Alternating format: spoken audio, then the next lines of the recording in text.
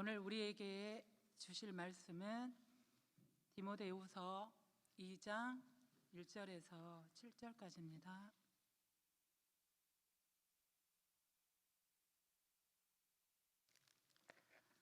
같이 한 목소리로 읽겠습니다.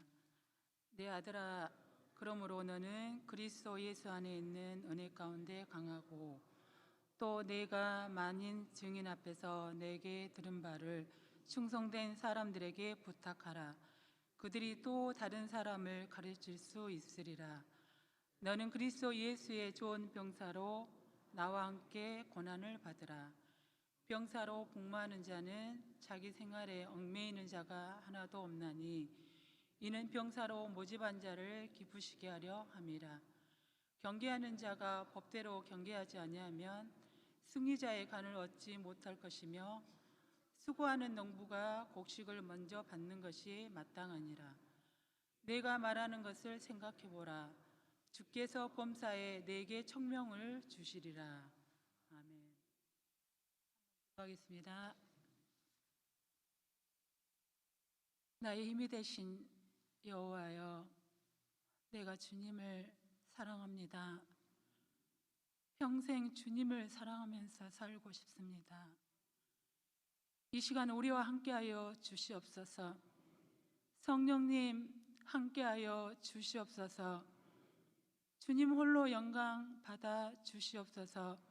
예수님의 이름으로 간절히 기도드립니다. 아멘. 오늘 이 시간 디모데후서 2장 1절에서 7절 본문으로 말씀을 같이 나누고자 합니다. 디모데후서는 바울의 서신들 중 맨 마지막 편지입니다. 디모데후서는 바울이 에베소에서 목회하는 디모데에게 보낸 두 통의 편지 중 두 번째 서신입니다. 디모데는 바울이 2차 여행에서 만난 사람입니다. 본서에서는 죽음을 눈앞에 둔 바울 사도의 주변 사정과 그의 생애의 해고담이 담담한 편지로 서술되어 있으며 믿음의 아들이요 사랑하는 동역자인 디모데에 대한 염려와 그의 목회 생활을 격려하고 있는 내용입니다. 바울은 평생 복음과 함께 고난을 받았고 지금 로마의 감옥에 두 번째로 투옥되어 있는 상태입니다. 바울은 디모데 앞에도 그러한 고난의 길이 놓여 있다는 것을 잘 알고 있었습니다. 바울은 그런 디모데에게 자신처럼 복음을 위해 기꺼이 고난을 받는 자가 되라고 명하고 있습니다. 믿음의 아들인 디모데에게 복음과 함께 고난을 받으라고 당부하고 있습니다. 특히 교회에 대해 세상 사람들의 핍박에 대해 경계하고 이를 담대함과 인내로 대처하며 그러한 상황 속에서도 목회자로서의 사명을 더욱 잘 감당하도록 하기 위하여 기록한 서신입니다. 2장 1절에 내 아들아, 그러므로 너는 그리스도 예수 안에 있는 은혜 가운데에서 강하고 이 1절에 보면 내 아들이라는 말로 시작하고 있습니다. 이것은 교원들과 권면들이 마치 아버지가 사랑하는 아들에게 애정을 가지고 훈육하는 것처럼 바울이 사랑하는 디모데에게 주는 권면이란 사실을 시사해주고 있습니다. 한편 바울은 디모데에게 예수 안에 있는 은혜 안에서 강하여지라고 권면하고 있습니다. 여기서 강하여지라고 한 뜻은 그리스도 예수 안에 있는 은혜 가운데서라는 말 안에서 하고 있습니다. 인간적인 그러한 강함이 아니고 인간적인 그런 강함이 아니라 그리스도 예수 안에 있는 은혜 가운데서 강하여지라고 사도 바울은 말하고 있습니다. 여러분, 그럼 내가 강하여지고 싶다고 해서 강하여집니까? 그건 아니죠. 하나님 은혜 가운데 있는 사람만이 우리가 강하여질 수 있습니다. 예수 그리스도 안에 있는 은혜를 따라서 우리가 강하여질 수 있습니다. 여기서 1절의 은혜는 하나님께서 예수 그리스도를 통하여 자기 백성들에게 주시는 구원의 은총은 물론 하나님의 은사까지도 내포하고 있는 말입니다. 그리고 여기서 말하는 은혜 가운데에서 강하여하고는 능력으로 충만해진다는 뜻으로 하나님께서 채워주시는 힘으로 강건하게 되는 것을 가리키고 있습니다. 2장 2절에 내가 많은 증인들 앞에서 내게 들은 바를 충성된 사람들에게 부탁하라. 그들이 또 다른 사람을 가르칠 수 있으리라. 바울은 많은 증인들 앞에서 내게 들은 바를 라면서 말하고 있습니다. 여기서 내게 들은 바는 무엇을 말합니까? 디모데가 바울에게서 전해 들은 복음의 진리를 가리키고 있습니다. 내가 많은 증인들 앞에서 들었다, 이 말은 무슨 말입니까? 혼자 들은 것이 아니라 많은 증인들이 있었다는 것입니다. 그러면서 바울은 디모데에게 많은 증인들 앞에서 전해 들은 하나님의 복음을 다른 사람들에게도 부탁할 것을 권면하고 있습니다. 또한 바울은 이렇게 하나님의 복음을 부탁하는 일은 아무에게나 가볍게 행해질 수 있는 것이 아니라 충성된 사람들에게 한정되어야 한다고 못 받고 있습니다. 그 이유는 말씀을 부탁받는 자는 또 다른 사람들을 가르쳐야 하기 때문입니다. 따라서 그들은 마땅히 다른 사람들을 가르칠 수 있는 자격을 갖춘 자들이야 하며 기독교 진리를 계승하는 데 있어 열심히 있어야 한다고 말하고 있습니다. 한편 여기서 충성된 이란 말은 신실한, 진실된 이란 뜻으로 참된 믿음을 지니고 있어 신뢰해야만 하는 것을 가리키고 있습니다. 그러면 여러분, 우리는 누구의 증인이 되어야 합니까? 당연히 주님의 증인이 되어야 할 것입니다. 복음에 증인된 삶을 우리가 살아야 할 것입니다. 증인이 되기 위해서는 핍박과 배고픔과 어려운 상황들이 닥쳐올 것입니다. 그러나 여러분, 전혀 이상하게 여기지 마십시오. 이것은 당연한 것입니다. 사도 바울도 그랬습니다. 많은 선진들도 그러한 핍박이 있었습니다. 증인이 되기 위해서는 핍박과 배고픔과 어려운 상황들이 닥쳐올 것입니다. 증인이 되기 위해서는 좋은 일만 있는 것이 아니라는 것입니다. 그럼에도 불구하고 우리가 기뻐할 수 있는 이유는 항상 우리와 함께 하시는 하나님이 계시기 때문입니다. 불꽃 같은 눈동자로 항상 우리를 주시하시며 보고 계시다는 것을 우리가 잘 알았으면 좋겠습니다. 절대로 홀로 두지 않겠다는 것입니다. 당신의 백성을 이 세상 끝날 때까지 항상 함께 하겠다는 것입니다. 그리고 2절에 3절에 보면 그리스도의 예수의 좋은 병사로, 여기서 바울은 비유로 충성된 기독교 진리의 계승자는 복음 전파를 위해서 좋은 그리스도의 병사가 되어야 함을 강조하고 있습니다. 이 말은 디모데에게 직접 한 말이지만 오늘날 우리 성도들에게도 해당되는 말입니다. 복음을 전하는 자는 예수 그리스도의 명령에 전적으로 복종하여야 합니다. 사도 바울은 예수의 좋은 병사가 되기 위해서는 나와 함께 고난을 받을지니 라고 말하고 있습니다. 바울이 말하고 있는 고난은 현실적으로 피부에 와닿는 핍박과 박해와 투옥과 순교 등을 가리키고 있습니다. 따라서 나의 함께라는 말은 이미 자신이 그리스도를 위하여 고난을 받고 있는 것처럼 디모데 역시 복음을 위하여 감옥에 갇히는 것이니 순교 등을 두려워해서는 안 된다는 의미입니다.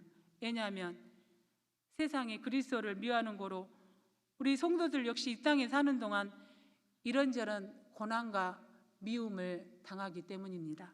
한마디로 말하면 예수님도 세상에서 미움을 받았다는 것입니다. 하나님의 백성된 모든 성도는 그리스도의 군사로서 사단과의 영적 싸움에서 승리하기 위해 담대히 믿음과 인내로서 우리는 나가야 할 것입니다. 그리고 사도 바울이 고난을 받으라 이 말을 당당하게 할 수 있는 이유는 모든 것을 다 마쳤을 때 우리에게 주님이 주실 상이 있다는 것입니다. 우리가 그리스도와 함께 고난도 함께 받아야만이 상이 있다는 것입니다. 우리가 그리스도와 함께 그 고난을 받았을 때 하나님께서 먼 훗날 우리에게 상을 주시겠다는 것입니다. 또한 좋은 병사가 되기 위해서는 주님과 함께 고난을 받아라는 것입니다. 사도 바울처럼 디모데처럼 그렇게 고난을 받으라는 것입니다. 죽음의 길을 가라는 것입니다. 그러니까 편한 길이 아니라 세상 사람들이 좋아하는 그러한 넓은 길이 아니라 좁은 길을 가라는 것입니다. 기꺼이 주님을 위해서 그 길을 가라는 것입니다. 이 말씀은 주님이 우리의 주인 되신다는 그 말씀입니다. 주님의 종이 우리는 주님을 위해서 목숨까지도 아까워해서는 안 된다는 것입니다. 이 시간 이후부터는 우리도 주님이 우리의 주인이시오 세상에 믿지 않는 자들에게 당당하게 고백하고 그분을 위해서 우리는 평생 살았으면 좋겠습니다. 주님을 위해서 살려면 좋은 병사가 되기 위해서는 자기 생활에 얽매이지 말아야 할 것입니다. 이는 자신의 생활에 얽매여서는 안 된다는 것입니다. 여기서 군인이 생업이나 사적인 일에 마음을 빼앗기며 얽매여서는 안 되는 것처럼 복음의 일꾼들 역시 세상의 일에 마음을 빼앗겨서는 안 된다는 것입니다. 또한 본절에서 얽매임이 없어야 한다는 것은 그리스도의 병사로서 본분을 수행함에 따라 방해가 되는 모든 것을 포기해야 된다는 것입니다. 한편 이와 같이 병사가 자신의 일에 얽매이지 않는 이유는 자신을 병사로 모집한 일을 기쁘시게 하기 위함입니다. 그의 주인 되신 예수 그리스도를 기쁘시게 하기 위하여 그분께서 맡겨주신 일에만 전적으로 헌신해야 된다는 것입니다. 그러면 우리는 어떻게 살아야 합니까? 우리는 하나님의 일을 우선으로 해야 할 것입니다. 직장에 다니는 사람은 자기에게 맡겨진 일에 최선을 다해야 할 것입니다. 가정에서 마찬가지입니다. 아내로서 남편으로서 최선을 다해야 할 것입니다.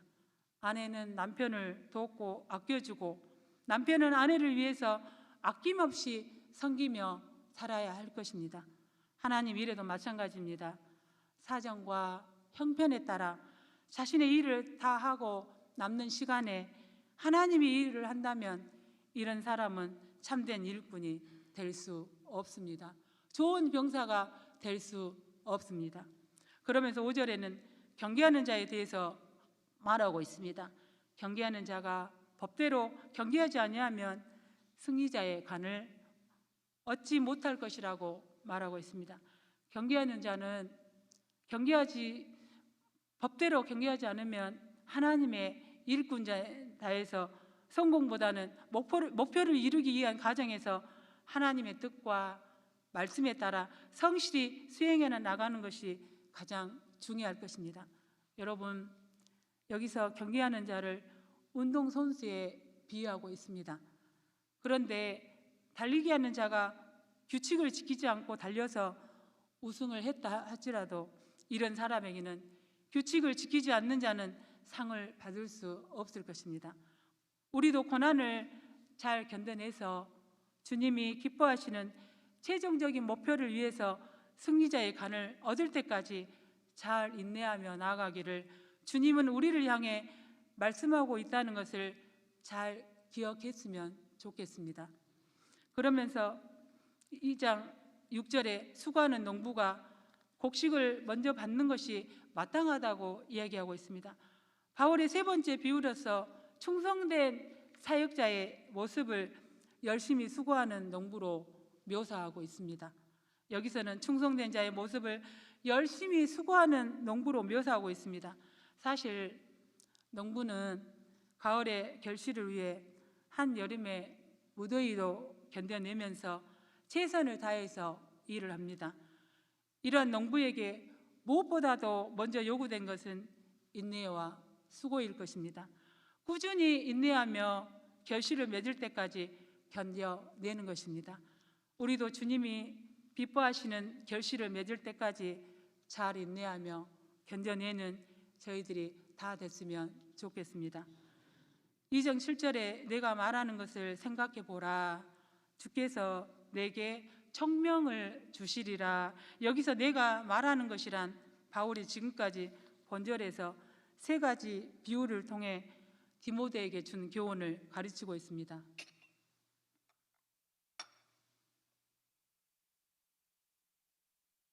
바울은 디모데에게 자신이 앞에서 세 가지 비유, 좋은 병사, 경계하는 자, 농부, 이 세 가지를 통해서 교훈에 찬념하고 권면하고 있는 것을 우리가 알 수 있습니다.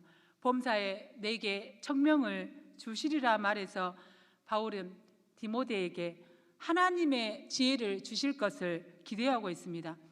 여기서 청명에 해당되는 헬라어 시네시스는 이해, 통찰력, 모든 것을 안전하게 아는 것을 의미합니다. 따라서 본절은 바울이 비유를 통해 디모데에게 하나님께서 지혜를 주셔서 깨닫게 해 주신다는 것입니다. 여러분, 우리도 믿음을 잘 지켜서 충성된 병사가 되기 위해서 나아갈 때 시시때때로 어려운 환경에 처할 때가 있습니다. 우리는 이 땅의 것이 다가 아니므로 영원한 생명을 위해 오직 주님만 바라보고 끝까지 믿음 바라보고 나아가셨으면 좋겠습니다. 우리는 이 땅에서 나그네와 같은 인생입니다. 목적 없는 나그네가 아니라 목적 있는 나그네의 삶입니다. 나그네와 같은 인생길에서 주님께 우리가 순종하고 나눠주고 베풀고 선교하는 것입니다. 그런데 여러분, 참 신기하죠? 우리가 나눠주고 베풀고 하면은 우리가 많이 부족할 것 같은데 신기하게도 하나님 나라에서는 또 하나님의 은혜 가운데서는 더 풍성해진다는 것을 우리는 잘 알고 있을 것입니다. 우리는 다 주님의 증인들입니다. 바울이 충성된 사람들에게 부탁하라고 한 것처럼 우리가 충성된 복음의 증인들이 다 되셨으면 좋겠습니다. 사도 바울은 복음을 전함에 있어서 로마서 1장 16절에 내가 복음을 부끄러워하지 아니한다라고 고백하고 있습니다. 사도 바울은 왜 그런 고백을 했을까요? 왜 사도 바울은 복음이 부끄럽지 않는 복음이 되었을까요? 이 복음은 모든 믿는 자에게 구원을 주시는 하나님의 능력이 되기 때문입니다. 우리 성원교회 성도님들도 복음을 전함에 있어서 부끄럽지 않는 자가 이 복음을 전할 때 부끄러워하지 않는 그런 복음이 다 됐으면 좋겠습니다.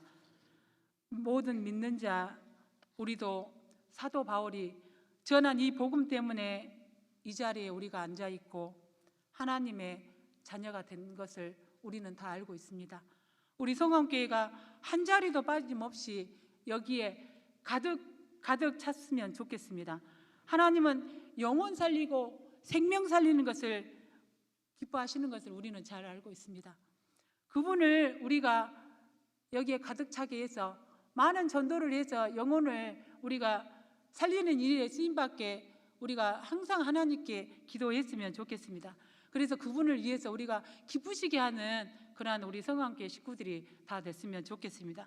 이 세상에서 생명처럼 소중한 것이 어디가 있겠습니까? 빈자리가 내 눈에 보인다 할 때에는 내가 전도해야 되겠구나 하면서 생각하시면서 사셨으면 좋겠습니다. 저는 이 말씀을 준비하면서 마음의 감동이 밀려왔습니다. 우리도 사실 이 복음 때문에 하나님의 자녀가 됐다는 사실이 얼마나 감사한지 모르겠습니다. 그 어떤 것하고도 바꿀 수 없는 예수 그리스도의 복음을 우리에게 주셨기 때문입니다. 우리는 이 복음 때문에 모든 사람을 사랑할 수 있습니다. 주님은 우리를 위해서 십자가에서 죽으셨습니다. 손과 발에 못 박으시고 죽으셨습니다. 주님은 우리 때문에 죽으셨습니다. 그러면 우리는 어떻게 살아야 합니까? 당연히 우리를 위해서 십자가에서 죽으신 이 하나의 사실만으로도 우리는 평생 이 은혜를 갚을 수 없을 것입니다. 우리가 어떻게 주님의 은혜를 갚을 수 있겠습니까? 주님이 우리를 위해서 십자가에서 죽으셨는데 그것만 생각한다면 우리가 아무리 어려운 일이 있어도 어떻게 우리가 그 은혜에 감사하지 않을 수 있겠습니까? 이 사랑 때문에 우리는 그분을 위해서 평생 살아야 할 것입니다. 눈물을 다 흘려도 그 주님의 사랑은 다 갚을 수 없는 것이 주님께서 우리에게 주시는 그 사랑일 것입니다. 주님 안에 있는 사람은 나보다 남을 낮게 여길 수 있습니다. 나보다 남을 낮게 여기며 살아야 할 것입니다. 주님이 제자들의 발을 씻어주시며 본을 보여주셨던 것처럼 우리도 그렇게 살았으면 좋겠습니다. 우리 성안교회는 사랑이 참 많은 것 같습니다. 그렇게 사랑하면서 나보다 남을 낮게 여기며 산다면 주님도 우리를 높여 주실 것입니다. 혹시 여러분 하나님의 일을 할 때 남이 알아주지 않는다고 낙심하고 계신 분이 계십니까? 걱정하지 마십시오. 하나님께서는 우리 하는 일을 다 보고 계십니다. 계산하고 계십니다. 우리의 모든 것을 다 보고 계십니다. 사람이 알아주지 않아도 실망하지 마십시오. 하나님께서 모든 것을 보고 계시는 그분께서 훗날 우리에게 모든 것을 다 갚아 주실 것입니다. 상 주실 것입니다. 저는 믿습니다.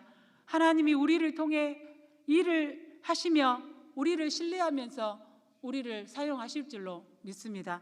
우리 성안교회 성도 여러분, 우리도 충성된 증인의 삶을 살 수 있습니다.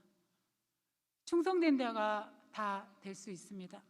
그분이 부르신 좋은 병사가 될 수 있습니다. 그러기 위해서는 그냥 되는 것이 아니겠죠. 훈련을 잘 받아야 되겠죠. 훈련 없이 어떻게 충성된 자, 증인된 삶을 살 수 있겠습니까? 훈련 없이 되는 사람은 아무도 없을 것입니다. 우리 호흡이 닿을 때까지 끝까지 훈련을 받아야 할 것입니다. 충성된 자는 중도에 하차가 없습니다. 어떤 상황 속에서도 뒤돌아보지 말고 앞만 보고 쭉 가는 것입니다. 그 어떤 것이 우리를 가로막는다 해도 우리를 살리신 주님만 바라보고 간다면 주님이 쓰시기에 좋은 충성된 종으로 우리를 잘 만들어 주실 것입니다. 좋은 병사로 만들어 주실 것입니다. 어떠한 고난과 핍박에도 인내해서 모집한 자를 기쁘시게 해드릴 수 있는 모든 우리 성안교회 식구들이 다 되셨으면 좋겠습니다.